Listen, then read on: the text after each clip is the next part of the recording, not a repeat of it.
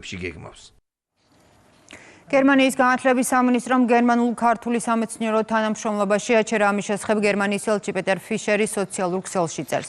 დიპლომატმა განაცხადა, რომ გადაწყვეტილება გავლენას მოახდენს სტუდენტთა მობილობასა და კვლევით პროგრამებში მონაწილეობაზე. გერმანიის მთავრობის გადაწყვეტილებას უკვე გამოეხმაურა საქართველოს განათლების მინისტრი და განაცხადა, რომ ორ ქვეყანას შორის არსებულ საგანმანათლებლო პროგრამებს საფრთხე არ ემუქრება და ელჩის განცხადების მიზანი დისონანსის შეტანის ცდელობა ორი ქვეყნის სამეცნიერო ურთიერთობაში.